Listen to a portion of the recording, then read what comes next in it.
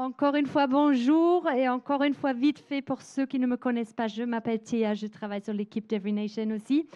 Et aujourd'hui, c'est mon honneur de vous partager la fin de la série sur l'épître de Timothée.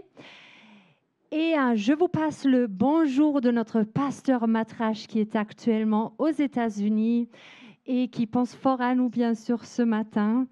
Donc, ce n'est pas toutes les semaines que c'est moi, pour ceux qui sont là pour la première fois. C'est une exception.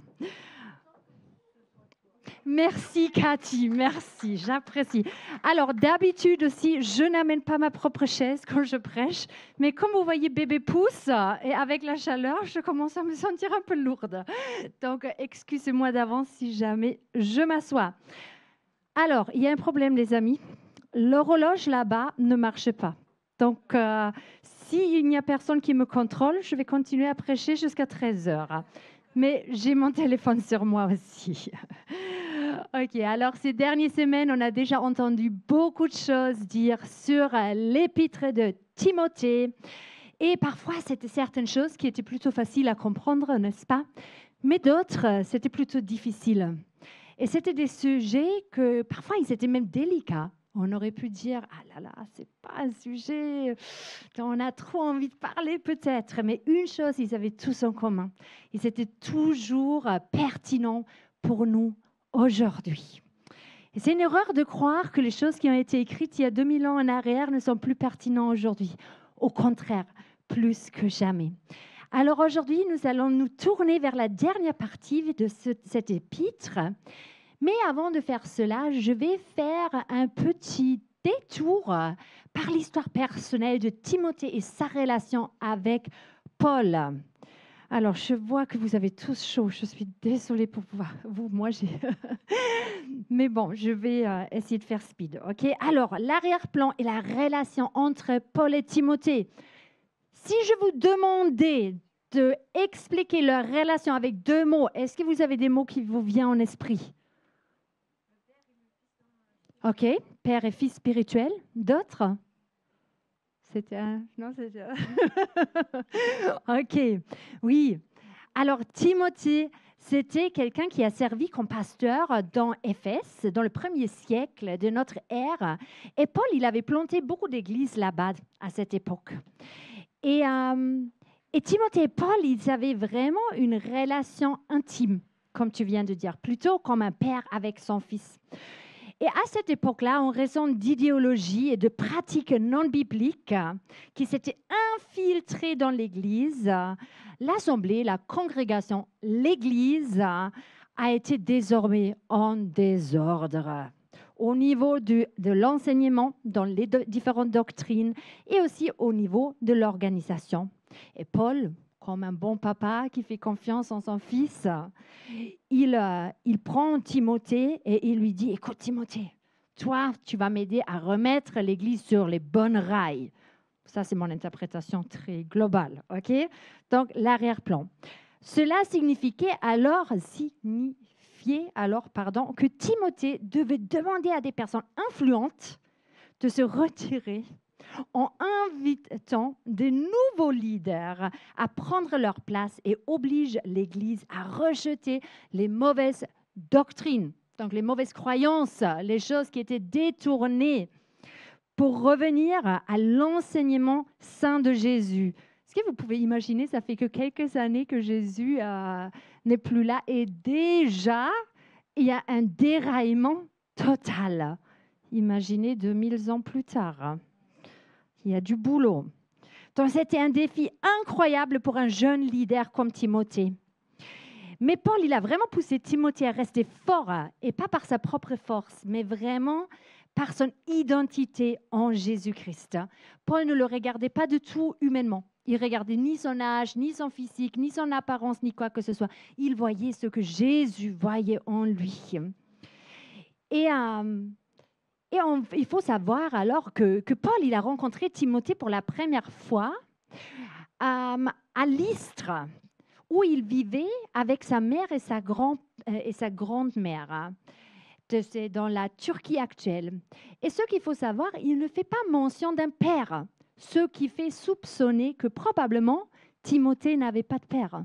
Il avait certainement un géniteur, un père quelque part, mais qui est probablement décédé.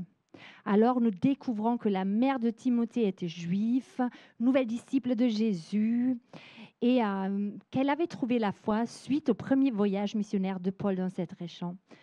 Et là, Paul, il décide alors d'amener Timothée dans ses voyages, de le discipliner intentionnellement et de le chercher avec ces tâches incroyables pour un jeune leader, de remettre les bons enseignements en place dans l'Église de l'époque. Il a pris Timothée sous ses ailes comme un fils, et aujourd'hui, on pourrait même dire qu'il a joué le rôle d'un mentor. Donc déjà, dans les premiers épîtres de Timothée, on voit l'importance d'avoir un mentor dans notre vie. Quelqu'un qui nous guide, quelqu'un qui nous remet sur le bon chemin, qui nous rappelle notre appel et notre identité et nous exauce avec la vérité. Mais ça, c'est juste une parenthèse. Donc, on connaît maintenant l'arrière-plan. On sait Timothée et Paul, une relation père-fils, mentor et disciple. Un jeune qui n'avait probablement pas de papa, qui voyait les paroles de Paul comme une source d'inspiration et qui se languissait d'apprendre davantage. Encore une fois, dans l'épître de Timothée, Paul, il évoque des règles. Dans toute l'épître de Timothée, si vous voulez, c'est des règles un petit peu. Fais ceci, fais pas cela. C'est pour ça aussi que ces dernières semaines, Anthony, la semaine dernière, il a fait la comparaison avec l'Ancien Testament pour nous rappeler que toutes ces règles que Paul il a mises en place avaient ses racines dans l'Ancien Testament déjà. En résumé, alors, dans ce chapitre, Paul s'adresse dans les premiers versets aux esclaves de l'époque et les instruit à agir en tout honneur envers leur maître. On ne va pas en parler aujourd'hui. Il rappelle les dangers des fausses doctrines, donc des fausses croyances. Fiona, elle en a parlé un peu plus la semaine dernière. Et il avertit d'éviter toutes sortes de discussions en vain. Ouh là là, on pourrait en parler plus, mais soulagement, non, pas aujourd'hui. Il s'agit alors encore d'instructions et des commandements pour divers groupes de personnes dans l'Église. Et là, Paul, il arrive à un sujet très sensible, au moins en France. Qu'est-ce que ça pourrait être ? La femme dans l'Église, oui, c'est très sensible, mais ce n'est pas ma place pour prêcher là-dessus. C'est Matt qui prêchera là-dessus à la rentrée. Non ? Ah, l'argent. Mais encore quel soulagement. Je n'en parlerai pas non plus aujourd'hui. Mais il y a bien un sujet dont je vais parler. Soudainement, qu'est-ce qu'il fait ? Paul, il est alors en train de raconter ses règles, ses commandements, le détournement des fausses doctrines, tout ce qu'il ne faut pas faire. Et là, il dit, mais avant toute autre chose, fais garde à ton cœur de ne pas tomber dans l'amour pour l'argent. Et là, il s'arrête. Et on pourrait dire soudainement, il change de sujet. Il interrompt son discours pour s'adresser personnellement à Timothée. Il ne parle plus dans la globalité à une foule, mais il s'adresse personnellement à Timothée concernant son appel, son propre combat pour garder la foi. Et il le met en garde de veiller sur son propre cœur avant de continuer de l'instruire sur l'usage de l'argent ou d'autres règles pour l'Église. Et c'est cette partie-là que je voudrais regarder aujourd'hui. Donc, je vais lire en 1 Timothée 6, 10 à 21. « Car l'amour de l'argent est une racine de tous les maux. Et quelques-uns, en étant possédés, se sont égarés loin de la foi et se sont jetés eux-mêmes dans bien des tourments. Pour toi, homme de Dieu, fuis ces choses et recherche la justice, la piété, la foi, la charité et la douceur. Combat le bon combat de la foi. Saisis la vie éternelle à laquelle tu as été appelé et pour laquelle tu as fait une belle confession en présence d'un grand nombre de témoins. je te recommande devant Dieu qui donne la vie à toutes choses et devant Jésus-Christ qui fit une belle confession devant Ponce Pilate, de garder le commandement et de vivre sans tâche, sans reproche jusqu'à l'apparition de notre Seigneur Jésus-Christ, que manifestera en son temps le bienheureux et seul souverain, le roi des rois et le Seigneur des seigneurs, qui seul possède l'immortalité, qui habite une lumière inaccessible que nul homme n'a vue ni ne peut voir, à qui appartiennent l'honneur et la puissance éternelle. Amen. Waouh! Quelques versets personnels, mais quelques versets tellement bouleversants pour un jeune homme qui a un défi de taille de remettre des anciens, des personnes âgées dans l'Église qui se sont perdues dans les fausses doctrines, dans les fausses croyances, à les raligner avec Dieu. La première chose qu'il fait, Paul, est-ce que vous avez vu quelque chose? Est-ce que vous avez remarqué? Dans ce discours personnel, quelle est la première chose qu'il fait, Paul? Il parle d'identité. La première chose dans notre combat, c'est connaître notre identité. D'ailleurs, je n'ai pas dit le titre de la prédication, c'est poursuivre le bon combat. Ce n'est pas juste se battre, mais de le poursuivre. Donc, Paul, il termine ses instructions et il commence par l'appeler homme de Dieu. Son ami, son disciple, son fils spirituel, il l'appelle homme de Dieu. Quel honneur! Pourquoi c'est un honneur? Parce qu'on parle d'un titre ici. Il faut savoir que l'expression homme de Dieu est un titre biblique de respect qui est normalement appliqué aux prophètes, aux chefs religieux, aux bien-aimés et même à un ange. Le terme apparaît un peu plus que 70 fois dans la Bible, dans un peu plus de 72 versets. Et il est appliqué à des personnes comme Moïse, Samuel, Élie, et on peut encore rajouter d'autres. Mais à toute cette liste, il y a le jeune Timothée. On ignore son âge exact. Je ne sais pas quel âge il avait, mais il était certainement plus jeune que ses leaders de la foi. Et on pourrait croire que ce titre mérite quand même, titre se mérite quand même avec l'âge. Surtout si je m'imagine dans cette congrégation de l'époque, des personnes qui discutent la loi jour et nuit et qui se sont perdues dans les doctrines. Et là, le jeune Timothée de 20 ans arrive, oui, homme de Dieu. Est-ce que le regard des autres était favorable? Mais ça n'avait rien à voir avec un titre extérieur, mais une identité intérieure. Pourquoi pensez-vous que Paul il a appelé Timothée ainsi? Moi, je pense qu'il voulait rappeler Timothée qui il est en Dieu et pas aux yeux de Dieu. En appelant Timothée homme de Dieu, Paul reconnaît son autorité et son rôle en tant que leader spirituel dans l'Église, et pas seulement verbalement, mais publiquement en faisant cette lettre. C'est quelque chose qui a été écrit. Il reconnaît son rôle. Cela le met sur le même plan que les prophètes de l'Ancien Testament. Mais ce titre le rappelle aussi son appel et souligne le contraste entre lui et ces individus suivant des fausses doctrines qui faisaient n'importe quoi.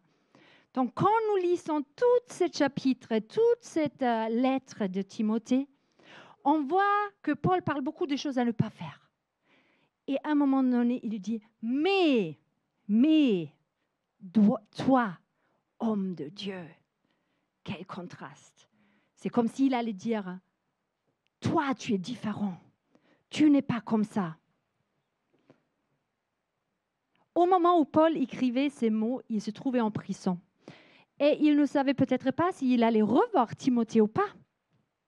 Il voulait probablement que Timothée sache à quel point il faisait confiance au plan que Dieu avait pour sa vie et le renfonçait dans son appel en l'appelant ainsi. Alors la première chose dans notre combat, connaître notre identité. La deuxième chose que Paul évoque, c'est fuir. Pour toi, homme de Dieu, il répète encore une fois, pour toi, homme de Dieu, fuis ces choses et recherche la justice, la piété, la foi, la charité, la patience et la douceur. Quand Paul il dit « fuis ces choses », vous pensez qu'il se réfère à quoi?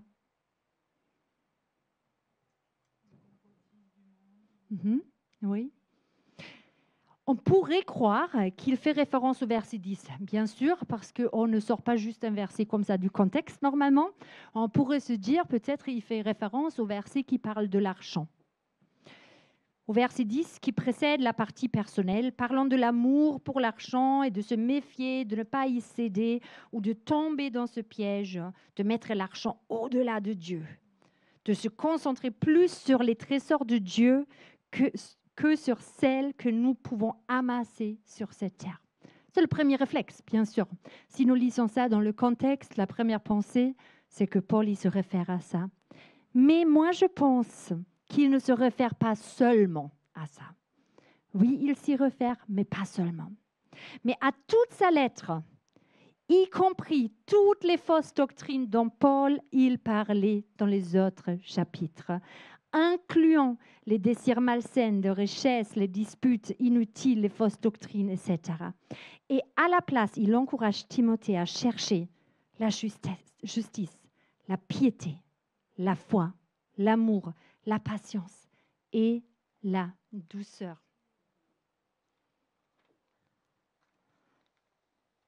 Ce verset est une invitation à suivre Jésus avec intégrité dans tous les domaines de notre vie. Comme personne ne nous regarde, d'écarter les tentations de ce monde et librement choisir le chemin que Jésus il nous a montré. Bien souvent, nous nous voyons comme des victimes de péché et nous ne prenons pas en compte notre implication active à fuir ces choses dont il parle, Paul, afin de chercher ce que Dieu veut nous offrir. Billy Graham a dit un jour, « La vie chrétienne est un chemin et chaque jour, nous sommes appelés à progresser, à nous éloigner des pièges du péché pour nous rapprocher de Dieu. Chaque jour, chaque jour, chaque jour. » C'est facile à dire comme ça, mais de se réveiller chaque jour et de se dire, j'essaie encore, je me bats encore, je fuis encore. Chaque jour, c'est une décision à prendre.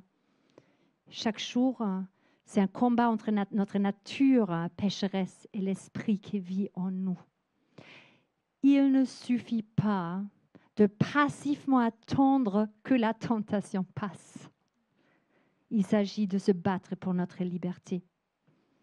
Donc, il y a certains parmi nous qui connaissent un peu mon histoire personnelle, donc je ne vais pas trop rentrer dedans.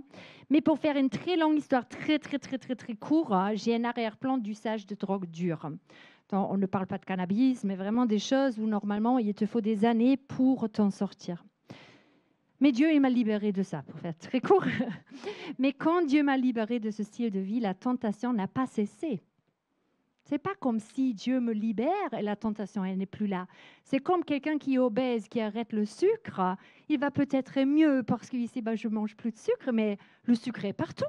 Ça reste représenté dans l'entourage. Et pendant plusieurs années, il fallait que j'évite de passer à certains endroits précis en ville. Et ça voulait dire que je choisissais délibérément un autre itinéraire qui souvent me demandait beaucoup plus de temps. C'était une décision. C'était fuir quelque chose. Même si je sentais d'être libérée, la tentation existait et était réel. J'aurais pu dire, Dieu m'a libéré, j'y passe quand même. Mais qu'est-ce que je fais? Je laisse une porte ouverte à l'ennemi. Je le laisse me tenter. Alors j'ai décidé délibérément de ne pas passer par là. C'était un sacrifice, mais c'était pour garder le cadeau précieux que Dieu m'avait donné. Souvent, j'ai dû choisir en contre-cœur d'éviter certaines amitiés. Là, ça commence à faire mal, les amis. Ils m'auraient amené à la tentation. Et j'ai dû même rompre une relation que je jugeais amoureuse, dont je savais qu'elle allait m'amener à la chute. Tout ça, c'était des décisions afin de fuir le destin de l'ennemi pour ma vie, pour choisir le chemin de Jésus pour ma vie. Je ne pouvais pas passivement attendre que cette tentation, elle passe. Il fallait y jouer un rôle. J'étais impliquée et acteur de ma foi.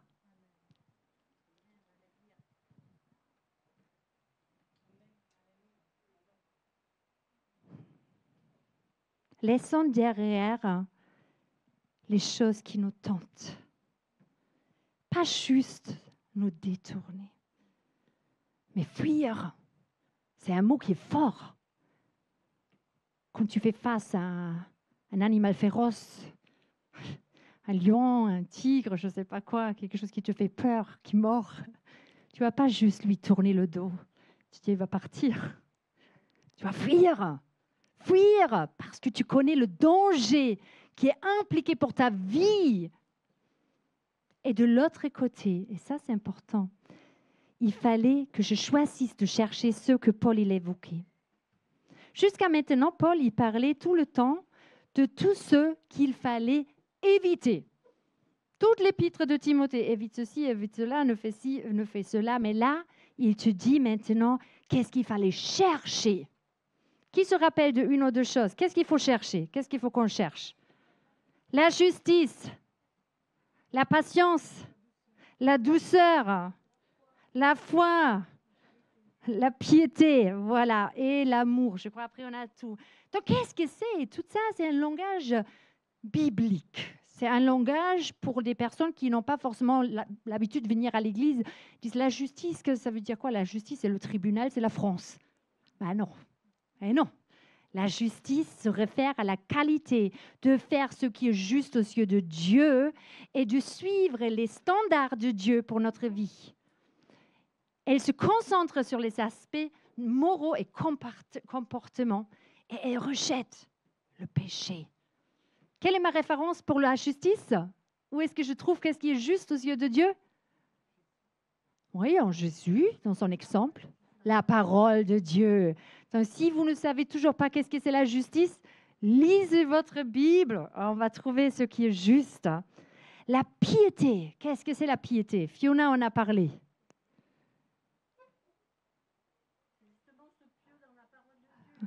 Oui, c'est la relation intime. Vous voyez que je vous implique un peu, je vois que tout le monde est fatigué.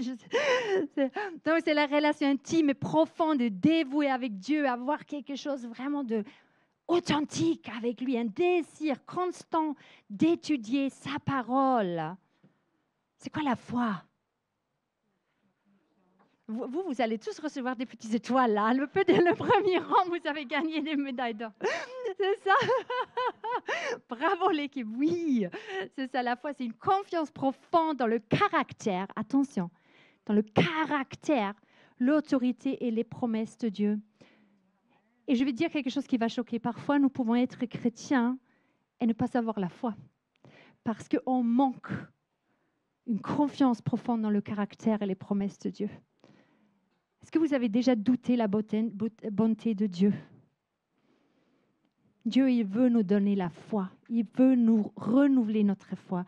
Il veut que nous ayons confiance dans son caractère, son autorité et ses promesses. Et certainement, il y a d'autres choses qu'on pourrait dire là. Donc, je ne dis pas que cette liste est complète, ok? Puis l'amour, elle se réfère au comportement de Jésus, qui regarde toujours d'abord le bien-être de l'autre, qui regarde d'abord son voisin, sa famille, son prochain. La patience, pas mon point préféré, la capacité de rester ferme et calme, endurant face à la provocation et la souffrance. Quelle est notre réaction face à l'ouverture des Jeux olympiques quand on discute avec nos collègues de travail? Qu'est-ce qu'on va dire?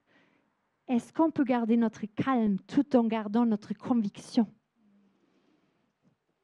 La douceur, hein, la force sous contrôle, la capacité d'exercer l'autorité et avoir avec douceur, d'être humble et gentil. C'est une sacrée liste que Pauline nous sort là. Hein. Pendant je ne sais pas combien de chapitres, il nous dit tout ce qu'il ne faut pas faire et en une phrase, il nous donne une liste de devoirs qui nous dépasse. C'est clairement impossible d'atteindre ça sans une vraie relation avec Dieu. Nous ne pouvons pas atteindre ce but toute seule. Car nous savons c'est qui accomplit cette œuvre en nous. Voilà, ce n'est pas nous-mêmes. Nous avons besoin de Jésus. Donc, pour revenir un peu à mon histoire personnelle, qu'est-ce que j'ai fait pour chercher ces choses? Qu'est-ce que vous pensez? Qu'est-ce que j'ai fait? Voilà. Je cherchais l'opposé de ce que mon âme désirait. C'est dur. Je cherchais ce qui ne me plaisait pas forcément à cette époque-là. Mais je savais j'étais déjà rendue libre dans mon esprit. Et j'avais le Saint-Esprit en moi qui me disait, qui me chouchoutait, vas-y, c'est là où tu seras rendu libre. Je savais, c'était que dans la présence de Dieu, les réunions de prière, les moments avec les frères et sœurs, la louange. Il fallait que je me détourne pour aller vers ces choses-là. Il est tellement plus simple de choisir le chemin de la feignasse. Moi, il fait chaud, je n'ai pas envie d'y aller.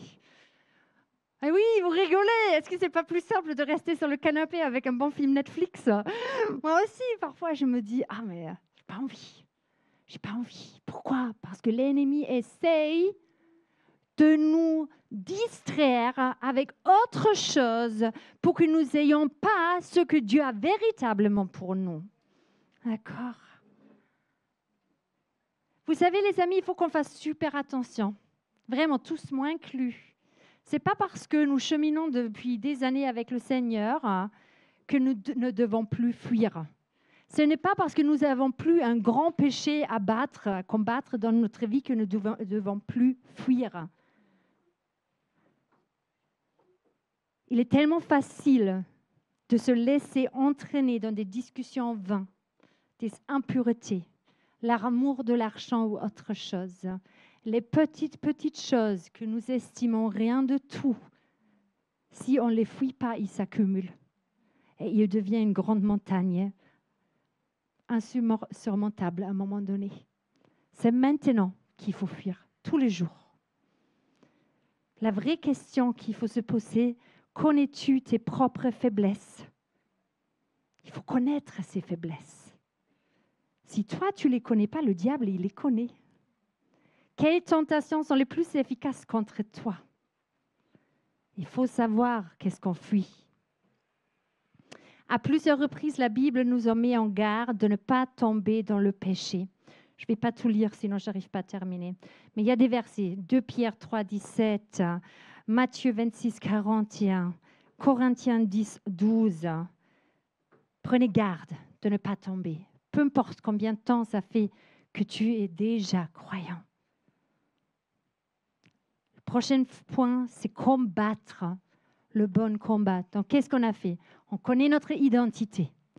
On sait ce qu'on doit faire. Maintenant, il faut devenir actif. Combattre. En verset 12, alors, combat le bon combat de la foi. C'est si la vie éternelle à laquelle tu as été appelé et pour laquelle tu as fait une belle confession en présence d'un grand nombre de témoins. Être chrétien nous a placés dans une bataille contre 3 adversaires puissants. Une idée? Eh bien voilà, bravo, Geneviève, je te laisserai prêcher. Exactement, le monde, la chair et le diable. Parfois, on croit qu'on ne combat qu'une seule chose, mais on combat sur plusieurs plans d'attaque. Le mot grec traduit par combat signifie lutter ou s'efforcer. La vie chrétienne est une lutte. Paul il utilise même des métaphores athlétiques et militaires pour décrire la vie chrétienne. Donc, si jamais tu viens de donner ta vie à Jésus et tu pensais à partir de maintenant, je la laisse couler tranquillement, désolée, je ne voulais pas te prendre à tes illusions. Donc, c'est un combat. Donc, il faut comprendre, par contre, avant de se dire, oui, maintenant je suis engagé dans un combat, il faut comprendre que nous ne sommes pas seuls dans ce combat, que nous ne nous combattons pas par notre propre force. Nous combattons à partir d'un endroit de victoire. Jésus a déjà remporté la victoire. Il n'a pas besoin de nos œuvres mortes où on essaie de faire quelque chose, mais il a déjà accompli ça. Et il nous a donné plusieurs promesses. Il nous a dit en Exode, l'Éternel combattra pour vous et vous gardez le silence. Ouh là là, c'est dur. Il a dit, ce n'est ni par la puissance ni par la force, mais c'est par mon esprit, dit l'Éternel, des armées. Ou qui suis-je si j'ai l'Éternel des armées à côté de moi pour me combattre? C'est lui qui combat à ma place.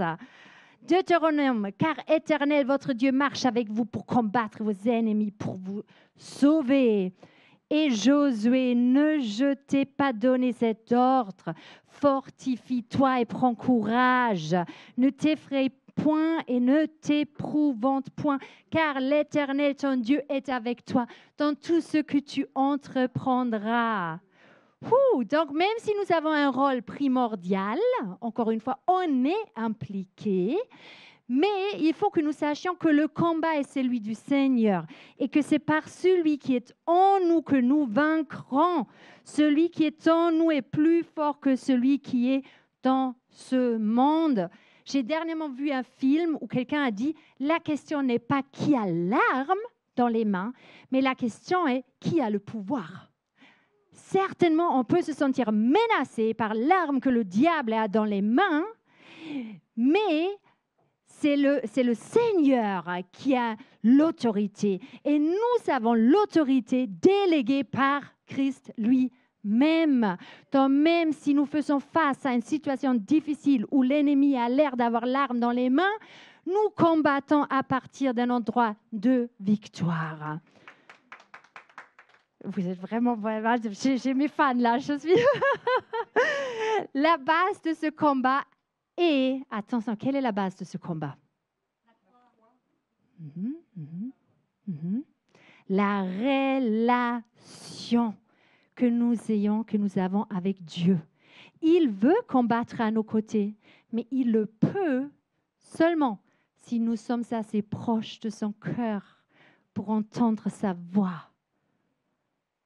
Si tu ne vois pas du tout la victoire, pose-toi la question, où est-ce que je me trouve aujourd'hui dans ma relation avec Dieu? Parfois, il peut aussi être difficile de laisser Dieu se battre pour nous. Nous pouvons être amenés à croire que c'est à nous d'amener l'ordre dans l'Église au lieu de laisser Dieu faire son œuvre. La deuxième chose primordiale à savoir, c'est contre qui nous nous combattons. Donc nous savons, nous devons nous combattre. Nous ne sommes pas seuls dans le combat. Maintenant, contre qui on se bat?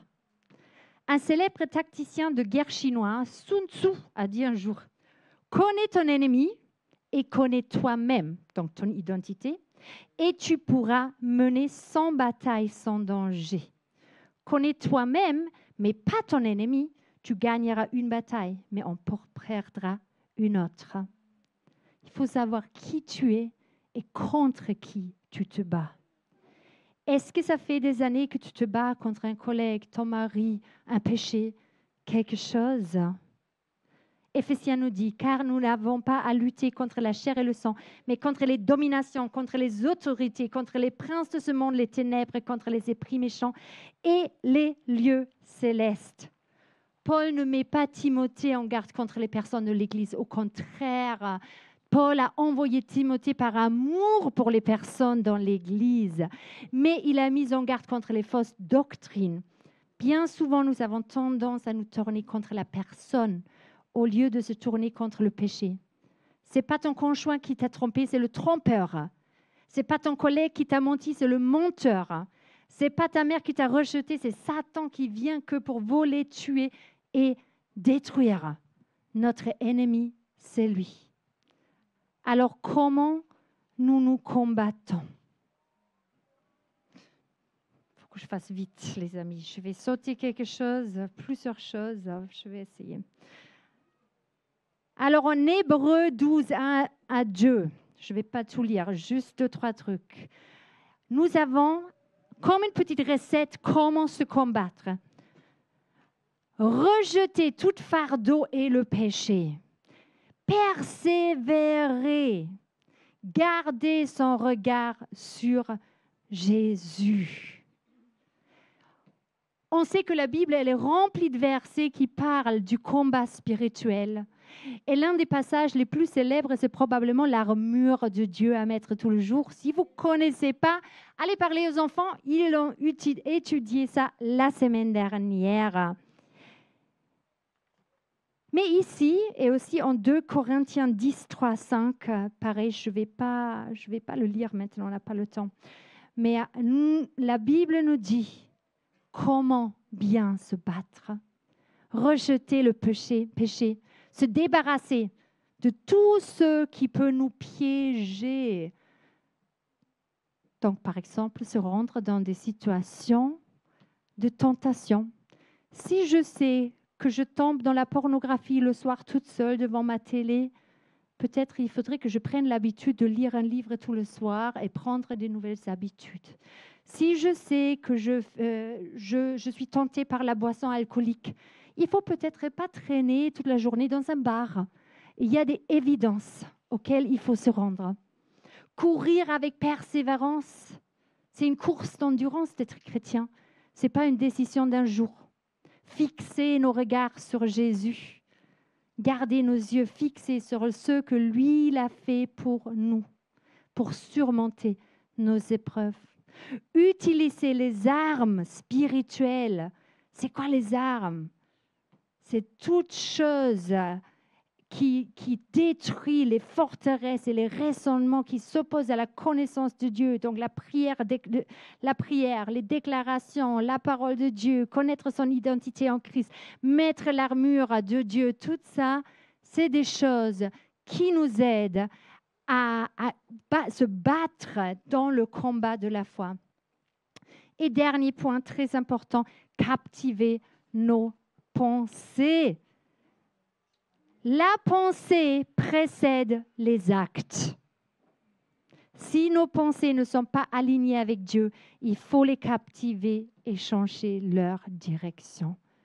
Pourquoi on parle d'un meurtre prémédité? C'est des choses qui ont été répétées et répétées et répétées jusqu'à j'en fais une réalité. La pensée qui n'est pas alignée avec la parole de Dieu, c'est un combat. C'est un combat, c'est tout le jour. Il y a des jours où on a plus de victoires que d'autres.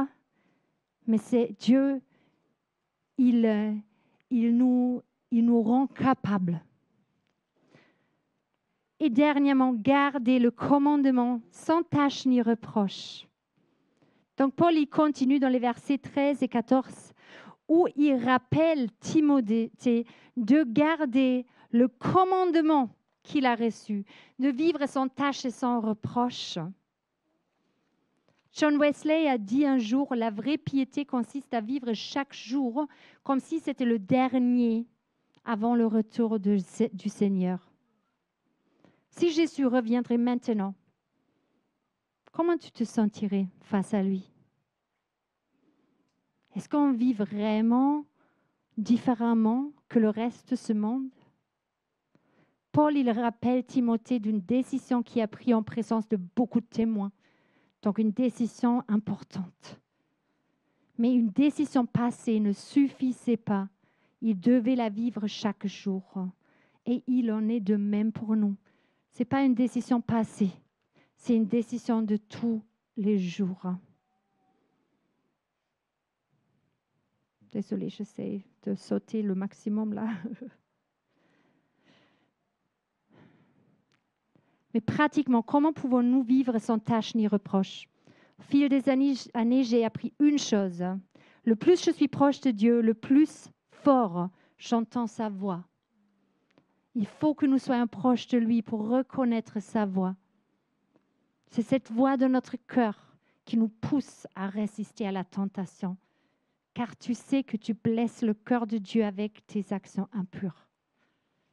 Et puis ta conscience qui te dit si tu es aligné avec la volonté de Dieu et la guidance de son esprit. Plus nous écoutons sa voix, plus nous lisons sa parole, plus nous nous rapprochons d'une vie sans tâche ni reproche.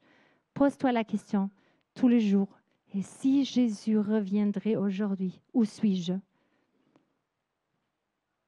Le plus nous connaissons Dieu, le plus nous serons transformés à son image. J'ai sauté pas mal de choses, les amis. C'est le temps, il y avait beaucoup de choses aujourd'hui pendant ce culte. Et il fait très chaud. Si quelqu'un veut les notes, je peux les envoyer. Mais je vais juste lire les questions que j'allais discuter après le culte, mais on n'a pas le temps. Mais posez-vous ces questions ce soir, cette semaine. Quels sont les défis spécifiques que vous rencontrez lorsque vous essayez de fuir les choses de ce monde? Et comment vous pouvez y faire face? Quels sont des plans et actions concrets pour vous éloigner de ces tentations et vous rapprocher de Dieu? Comment persévérez-vous l'importance d'avoir un mentor ou un modèle spirituel dans votre propre vie? C'est des questions à réfléchir. Et je veux clôturer, mais je veux vous encourager à vous dire, on est tous pareils. Il n'y a personne ici qui a tout compris.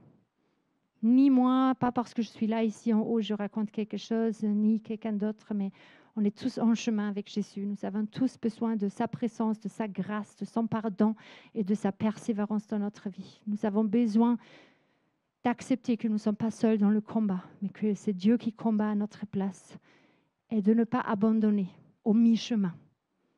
Nous ne voulons pas abandonner au mi-chemin. Nous voulons courir jusqu'à la fin. Nous voulons fuir les choses de ce monde et nous voulons poursuivre les choses que Dieu il a pour nous. Amen. Amen. Juste prier. Merci Seigneur que toi, tu nous as tous donné, tous dont nous avons besoin pour combattre le bon combat, Seigneur. Nous avons besoin de toi. Nous avons besoin de toi. Nous sommes rien sans toi, Seigneur. Je te remercie pour chaque personne ce matin, Seigneur. Je prie que tu les bénisses, Seigneur, que tu les renforces, Seigneur. Je prie que tu nous parles pendant ces 2 semaines de pause de culte, Seigneur, pour que nous puissions utiliser ce temps-là pour nous rapprocher de toi davantage, Seigneur, pour mieux connaître ta voix, Seigneur, pour mieux te suivre, Seigneur, afin que nous puissions voir vraiment la victoire manifestée visiblement dans notre vie d'aujourd'hui. Amen.